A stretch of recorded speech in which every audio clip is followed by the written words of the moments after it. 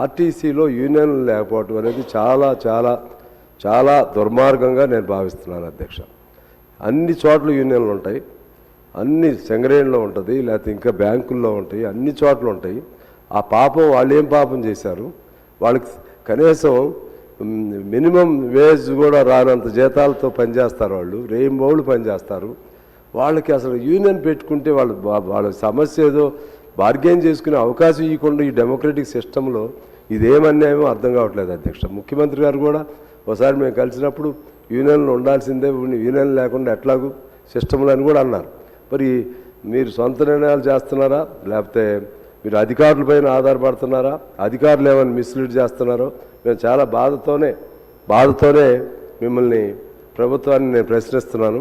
ఎందుకంటే అధికారులకి ఏది ఉండొద్దని కోరిక ఉంటుంది కొంతమందికి. అందులో ఆర్టీసీలో పోలీసు అధికారులను పెడతారు ఎక్కువ. మీరు ఎండీగా పోలీసు అధికారులను పెడితే వాళ్ళకి పోలీసు దర్పం, లాఠీ దర్పం ఆ పద్ధతుల్లో వాళ్ళు ఉంటున్నారు.